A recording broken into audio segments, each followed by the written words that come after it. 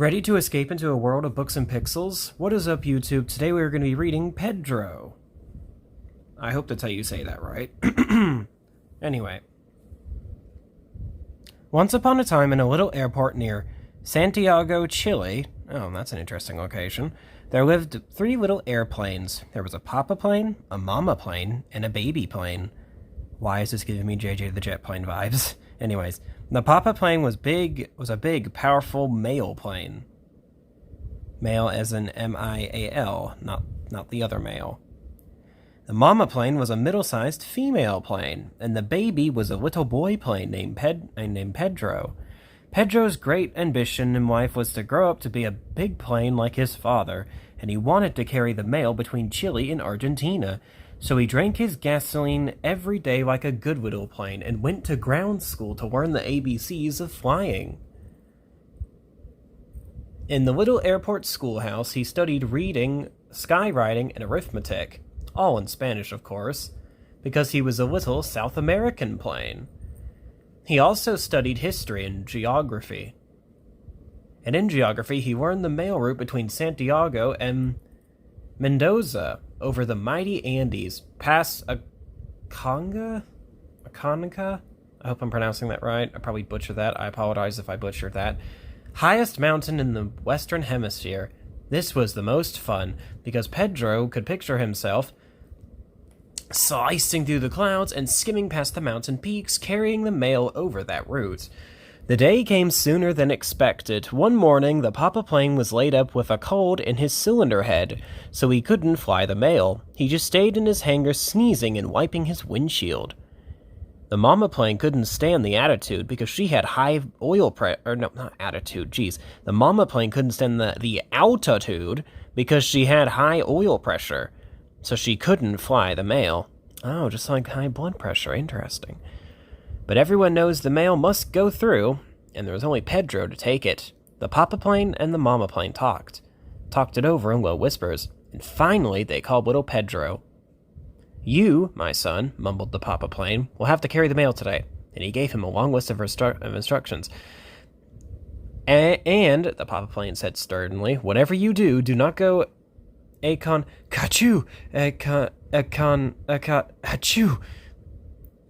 Aconcagua. Again, I don't know how to pronounce that. Flight 2, leaving from Mendoza, chanted the signal tower. "That's me," grinned Pedro. Wait, he doesn't have a number 2 on him. Anyway. And he swung into position on the runway with his propeller whirling briskly. "All clear, Pedro," called the papa plane from his hangar. "Let her go." Pedro waved a wing in the direction of his parents' hangar. Then, looking as stern and grown-up as he could, he took off. Down the runway, Pedro hopped. Not Pedro. "Give her the gun, boy," he heard his father's hoarse voice call behind him. Pedro took a deep breath and cleared a stone wall at the end of the runway. That is, he almost cleared it. A few small stones clattered to the ground as he zoomed over. "Don't lose your flying speed," he heard his father shout from the ground, and up into the air flew Pedro?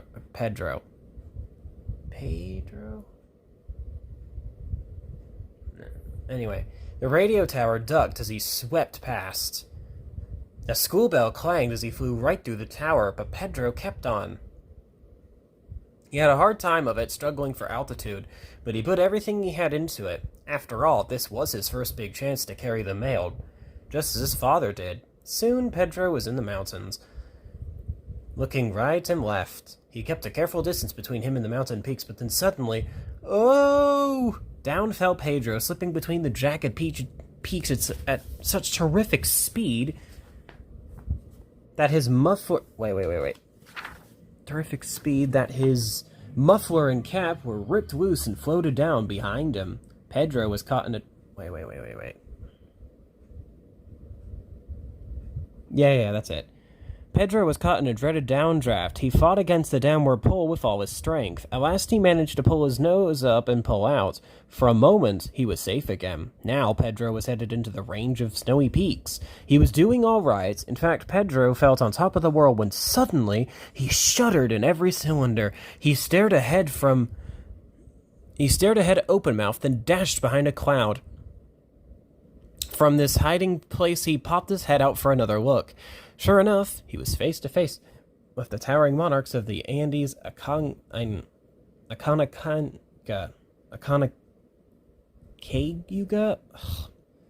I cannot pronounce that. Anyway, and most frightening of all, the jagged crags of the mountainside seemed to form a huge, evil, forbidding stone face which glared fiercely at little Pedro through the clouds. Taking a deep breath, Pedro shot forward, raced behind a huge cloud, and came out on the other side of the peak, safe and sound, and pleased with himself. The worst was over. Now it was clear sailing to Mendoza. Pedro came into the Mendoza airport just as he had been taught, and soon spied the mailbag on the hangar hook. It was waiting for the mail plane. And he, Pedro, was that mail plane.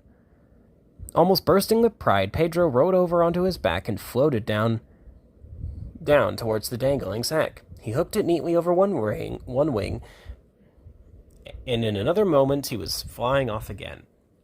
Now the mountains loomed ahead once more, but Pedro was not disturbed. He was homeward bound and ahead of schedule. I bet my mother and dad will be proud of me, he thought. Just for practice, he did a few barrels and loop-de-loops. He sailed on his back in lazy circles. He dove through clouds. He had a wonderful time, but he forgot about being a grown-up mail plane with a job to do. He forgot all about the mountains and his mother and father waiting beyond them. He soon spied a giant condor, and chased the ugly bird all over the sky.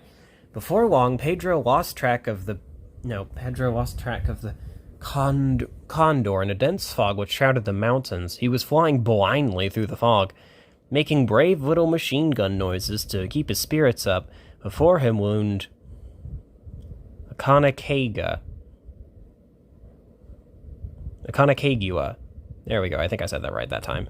Shrouded in low clouds. The monster face formed by its rocky snow-filled crags frowned threateningly at poor Pedro. The oil froze at little Pedro's cylinders. His motor knocked with fright. All the warnings he had ever had came back to him now. The treacherous cross currents, the sudden mountain storms.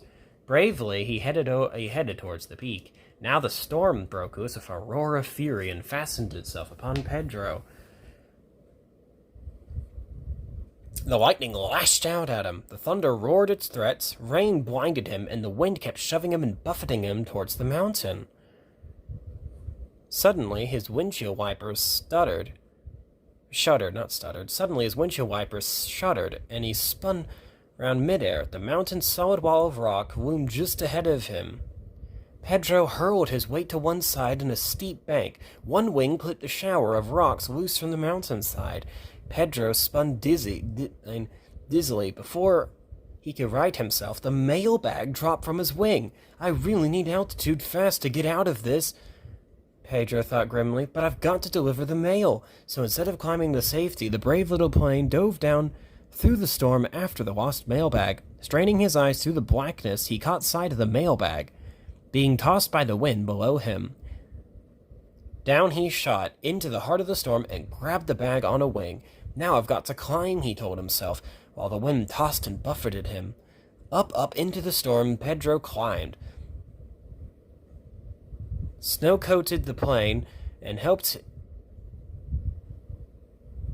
heaped up on the mailbag. The extra weight dragged Pedro back. More altitude, he thought.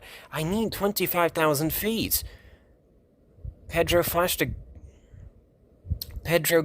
glance at his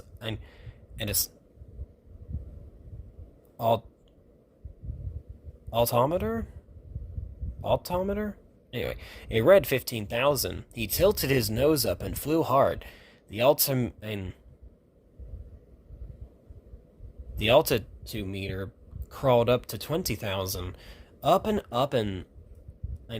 still up he fought his way, shaking off the snow as the air cleared around him. Now the altimeter hand pointed to 25,000. Boy, I made it! Pedro managed a tired grin. Now all I have to do is level off and head for home. But just as he got his nose pointed safely towards the airport, Pedro started coughing and spluttering. He couldn't stop it. Suddenly, An awful thought flashed through Pedro's mind. He glanced at his fuel gauge. He was out of gas. And still coughing and spluttering, Pedro began to fall towards the mountains. Back at the home airport, Pedro's parents searched the empty skies in vain. They saw the blackness gather over the mountain peaks and knew that it meant a storm. The hours passed, but there was no sign of their little son, Pedro. From the signal tower lights combed the sky. At last they went out, and the tower slept. The mama and papa plane strained to see through the fog, but their eyes blinked sadly. Their brave little son was gone, another martyr to the mail service. Poor little fellow, and on his first flight, too. Suddenly, a distant whir of sound caught their ears. They looked up hopefully. The eyes of the tower opened, and searchlights flashed into the sky. It couldn't be, but yes it was. Pedro! He hit the runway head first and bounced along upside down, but he had made it. His parents taxied out to meet him. Pedro, Petey boy, are you all right? The mama and papa planes cried. As the searchlights beamed on them, Pedro opened his eyes, smiled weirdly. Ahem, it may not be exactly a 3-point landing, he said, the proud papa plane, but he did fulfill his mission. Pedro did the most important thing. He brought the mail through. Pedro wiggled one wing, and his papa unhooked the mailbag and opened it. There was one card inside. The papa opened it, and the papa plane looked at it. I don't know what that says. I'm going to try and pronounce this. I do apologize if I butcher this too. Esta Divertindome, it read. Again, I do apologize if I butchered that. Having a wonderful time. Said the papa plane. Well, it might have been important, and he did bring in the mail. Pedro nodded his sleepy head and smiled. And so the papa plane, the mama plane, and little Pedro flew happily ever after. And in time, Pedro became the most famous plane to fly the route from Santiago to Mendoza. The end. So, if y'all want to see videos like this one, don't forget to like, comment, and subscribe. Talk to y'all in the next one.